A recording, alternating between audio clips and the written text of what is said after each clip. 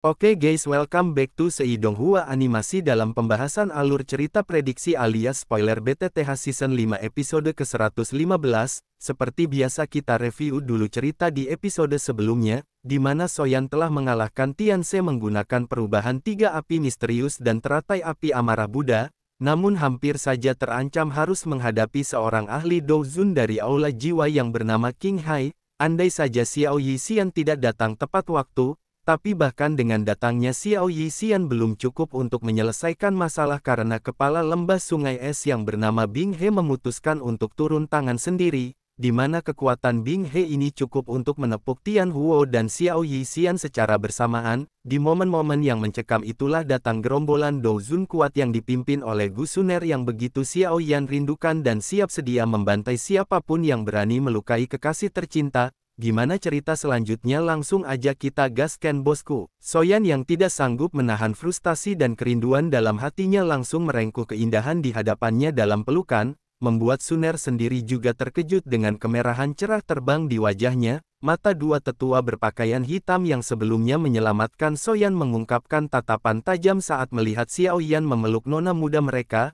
namun melihat Suner sama sekali tidak memberikan perlawanan, mereka pun hanya bisa berpandangan sambil menggelengkan kepala bingung. Bagaimana tidak bingung selama ini ada sejumlah pria muda tampan yang dengan bakat luar biasa dalam klan Gu yang tergila-gila akan keindahan sang nona muda, namun kesemuanya hanya menerima perlakuan yang acuh tak acuh yang membuat para pria muda itu akhirnya menjauh. Hal ini mau tidak mau membuat dua tetua menjadi terbengong, karena mereka belum pernah bertemu pria manapun yang berani menarik Suner ke pelukan selama bertahun-tahun. Salah satu tetua memuji penilaian Suner karena sebenar-benarnya Soyan berasal dari klan Xiao dan merupakan keturunan langsung dari pembesar di masa lalu yang kemungkinan besar Xiao Xuan.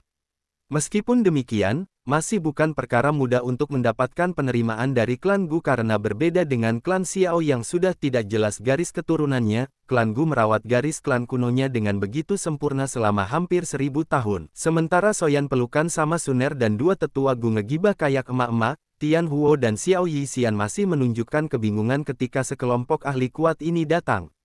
Tian Huo Zunze hanya bingung saja karena Soyan memiliki hubungan dengan orang yang begitu kuat, sementara mata dokter peri kecil tertegun saat dia mengamati adegan antara Xiao Yan dan Suner dengan keremangan melintas di matanya. Selama ini dia sering mendengar Soyan menyebut-nyebut nama Suner di mana tiap kali menyebutkannya Shuisan akan mampu menangkap satu jenis cinta yang bahkan membuat dokter peri kecil tanpa sadar merasakan kecemburuan di dalam hatinya. Suner masih terdiam di dalam pelukan Soyan, sama sekali tidak ingin melakukan perlawanan karena dia tahu seberapa banyak kesulitan dan kesengsaraan yang dirasakan Soyan sejak berpisah dengannya. Hal yang membuat cinta dalam hati Suner semakin menggebu adalah Soyan tidak menyerah dalam menghadapi semua kesulitan itu dan menepati janjinya untuk pergi ke dataran tengah dalam mencari Suner. Suara lembut Suner dan keindahan di wajahnya yang melebihi rembulan menyebabkan kelelahan di hati Soyan menghilang dengan tenang sebelum melepaskan pelukan dan mengusap kepala Suner lembut. Namun momen-momen di antara Soyan dan Suner itu harus terhenti sejenak saat kelembutan dan kecantikan di wajah Suner berubah menjadi kekejaman. Melihat beberapa jejak darah di tubuh Xiao Yan seolah siap sedia untuk merobek siapapun yang telah meninggalkan jejak darah tersebut. Sama seperti penjelasan yang dia berikan kepada Xiao Yixian, Soyan menjelaskan jika orang yang melukainya telah menerima luka yang 100 kali lebih berat daripada dirinya. Suner meringkuk mulutnya menjadi senyuman mendengar penjelasan Soyan sebelum meminta Xiao Yan menyerahkan urusan selanjutnya kepada dirinya. Soyan sedikit terkejut melihat Suner seolah-olah memang sudah siap membantunya, namun tidak berusaha keras kepala untuk mempertahankan apa yang disebut kebanggaan seorang pria. Xiao Yan mengangguk ketika meminta Suner berhati-hati, membuat sang tuan putri klan Gu menampakkan senyuman indah yang tampaknya cukup untuk membuat semua lelaki di benua mabuk kepaya. Suner melangkah maju dan menatap Bing He yang tengah mengerutkan kening meminta siapapun gadis cantik dengan latar belakang luar biasa ini untuk tidak mengganggu urusan lembah sungai es. Suner menatap Bing He dengan seringai kecil menyarankan agar lembah sungai es berhenti bersikap sombong, yang membuat ekspresi kepala lembah itu berubah gelap.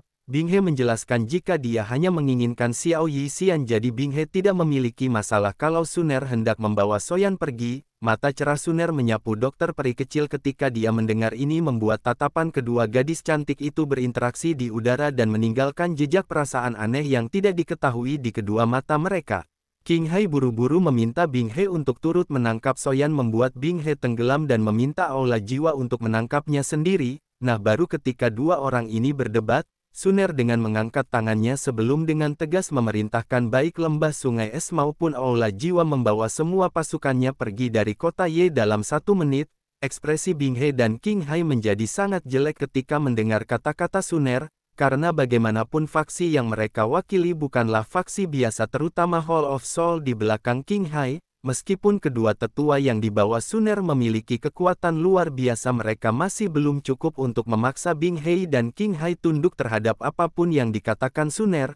King Hai justru balik memprovokasi Suner dengan menyarankan agar gadis cantik itu tidak menyinggung faksi di belakangnya. Namun ancaman itu hanya dibalas dengan senyuman kecil Suner ketika mengingatkan bahwa waktu yang mereka miliki hanya tersisa 30 detik lagi sebelum mengeluarkan nyala api berwarna emas di mata cantiknya. Bing He juga tidak bisa membiarkan lembah sungai es kehilangan muka, mengumpulkan beberapa tusukan es hitam yang sangat tajam dan menutupi seluruh tubuhnya dengan bola spiral yang mengeluarkan perasaan dingin. Wajah Suner tidak menunjukkan sedikit pun riak di wajah ketika menoleh pada dua tetua untuk bersiap, membuat keduanya buru-buru mengangguk dengan patuh sebelum mulai menentukan target masing-masing. Satu sesepuh berdiri di depan Bing He sementara tetua lain mengalihkan pandangannya kepada King Hai dan Tian Xuangzi. Salah satu sesepuh melangkah di udara kosong mengeluarkan doki kuning tua dari tubuhnya yang kemudian berubah menjadi naga yang meraung rendah sebelum menerkam ke arah Bing He. Bahkan dengan kekuatan Bing He yang hebat, dia tidak punya pilihan selain memperlakukan serangan sengit dengan serius. Tusukan es hitam tiba-tiba berputar dengan kecepatan tinggi sebelum dengan kejam bertubrukan dengan naga. Sementara itu juga melangkah mendekati King Hai dan Tian Xuangzi, membuat kedua tetua dari faksi besar itu tidak punya pilihan selain bekerja sama untuk melawannya. Sementara dia dan Tian Xuangzi melawan salah satu tetua Suner, King Hai memerintahkan Ganda dan kawan-kawan untuk menangkap Soyan, membuat sekelompok Douzong itu hanya bisa tersenyum pahit karena saat ini ada dua Douzun gabut di sisi Xiaoyan. Sementara dua pertempuran besar ini meletus, kelompok Ganda secara bertahap membuat formasi bersama dengan lembah sungai es, sebelum menyebar berpisah dan mengelilingi kelompok tiga orang Soyan. Kekuatan Ganda tidak diragukan lagi, hampir seimbang dengan pelindung Wu yang membuat Soyan ragu bisa mengalahkannya atau tidak dengan keadaan saat ini, karena Tian Huo dan Xiao Yixian sudah pasti akan disibukkan oleh puluhan ahli lain yang mengelilingi mereka. Namun saat Soyan yang ragu-ragu apakah dia harus turun tangan atau tidak, itulah Suner dengan anggun menggeser kakinya mengambil langkah ke depan sebelum meledakkan api seperti cairan emas, yang membuat Soyan terbengong menyadari jika api emas itu tidak salah lagi merupakan api surgawi. 6.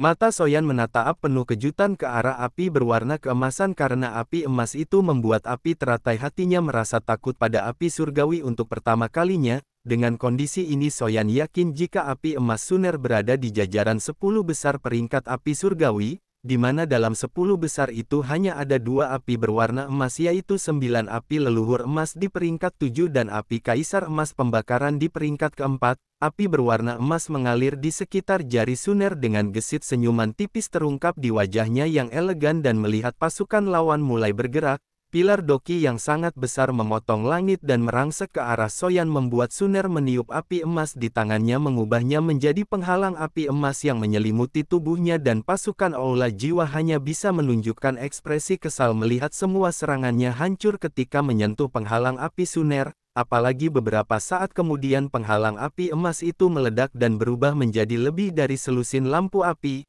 Yang Meng mengeluarkan suara mendesis ketika balik menyerang ke arah Ganda dan kawan-kawan. Ganda masih sempat memberikan instruksi bagi semua orang untuk menciptakan pelindung doki, namun belum sampai mereka paham apa yang sedang terjadi, seluruh kelompok hanya bisa menundukkan kepala mereka dengan susah payah, hanya untuk menemukan lubang darah berukuran setengah jari tanpa celah muncul di dada mereka.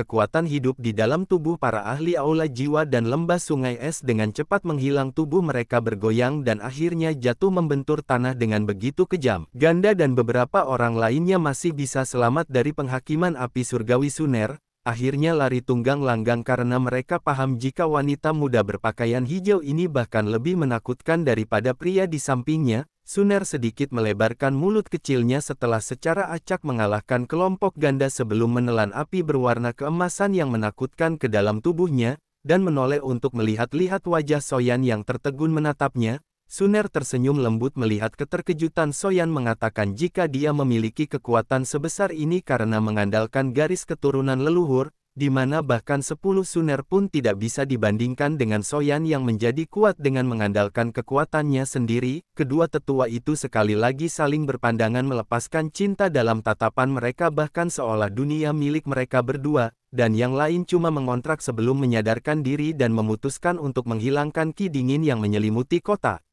Suner menjentikkan jarinya membuat suhu di seluruh kota berangsur-angsur kembali normal setelah ki dingin diuapkan oleh api surgawi. Sepersekian detik kemudian kelompok berpakaian hitam muncul sebelum menundukkan hormat di hadapan Suner, yang membuat Soyan yang bertanya-tanya apa ini klan Gu. Guncangan di hati Xiaoyan yang berlanjut, sebelum akhirnya terganggu oleh ledakan energi yang tiba-tiba terdengar di langit yang jauh. Kepalanya menoleh dan melihat bahwa King Hai dan Tian Xuangzi telah dikalahkan oleh tetua. Soyan mengalihkan pandangannya dan matanya tertuju pada pertarungan antara tetua klan Gu dengan Bing He yang terus memancarkan riak energi menakutkan di cakrawala. Dua sosok bertabrakan dengan cara seperti kilat di langit, kemudian tertawa terbahak-bahak membentuk banyak segel di telapak tangannya yang kemudian menjelma menjadi segel keempat dari keterampilan segel dewa, yaitu segel penguburan langit. Tidak hanya Soyan yang melongo ketika melihat tetua itu mengeluarkan segel penguburan langit, namun Bing He pun tidak dapat menahan ekspresinya karena sekarang dia tahu jika kelompok misterius yang baru saja datang sebenar-benarnya adalah anggota asli klan Gu.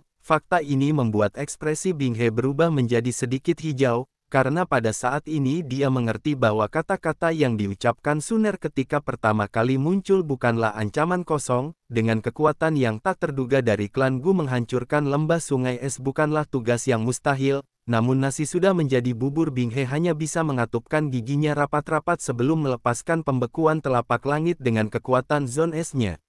Ki dingin berwarna hitam menggumpal di tangan Bing He dan memberikan semacam rasa dingin yang luar biasa padat, di mana jauh di dalam es hitam ada racun fatal yang dapat langsung membekukan tubuh dan jiwa seseorang. Kedua ahli itu terbang melintasi langit seperti bintang jatuh, menciptakan badai energi yang menakutkan menyebar ketika garis-garis hitam gelap sepanjang ratusan meter muncul seperti parit di udara kosong, dan memenuhi cakrawala. Tak terhitung banyaknya pohon besar dari hutan di sekitar kota robek dari tanah, sebelum dihempaskan terbang seolah-olah menunjukkan pemandangan dari akhir dunia ketika kekuatan segel penguburan langit dan pembekuan telapak langit berbenturan. Baik Bing He maupun tetua klan Gu sama-sama mundur selusin langkah. Meskipun begitu, tetua klan Gu masih berada dalam keadaan sehat walafiat, sementara tubuh Bing He bergetar di kejauhan dengan ekspresi muram. Suner tidak memiliki banyak kesabaran tersisa dan meminta tetua itu segera mengakhiri pertarungan. Ketika Bing He meraung dan meminta Suner menunggu sebentar,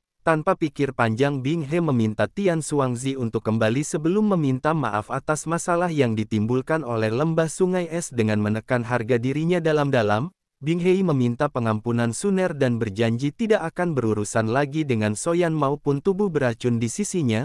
Begitu Tian Xuangzi mundur, King Hai juga tidak berani terus terikat dengan tetua klan Gu dan buru-buru melarikan diri dari pertempuran sambil berteriak marah kepada Bing He. Bing He mengabaikan teriakan marah King Hai. Meskipun dia benar-benar ingin mendapatkan tubuh racun, dia akan melepaskannya tanpa ragu-ragu, jika prasyarat untuk melakukannya adalah menyinggung klan Gu. Suner merenung sejenak sebelum menoleh ke arah Soyan seolah meminta untuk mengambil keputusan. Mata Bing He berbinar saat dia menangkupkan kedua tangannya ke arah Soyan dan berjanji dengan sungguh-sungguh jika dia tidak akan memburu tubuh beracun lagi di masa depan. Soyan melirik Bing He dengan senyuman dan buru-buru menerima permintaan maaf Bing He. Hal ini disebabkan karena Soyan. Bing He bersikap sopan karena ada Suner dan klan Gu. Soyan tidak berniat meminjam kekuatan klan Gu sama sekali dan Xiaoyan sudah berambisi untuk menangani dendam dengan lembah sungai es menggunakan kekuatannya sendiri. Begitu mendapatkan pengampunan dari Soyan, Bing He segera menarik mundur seluruh pasukannya, tidak berniat untuk tinggal lama-lama daripada dua muda-muda ini di hadapannya berubah pikiran.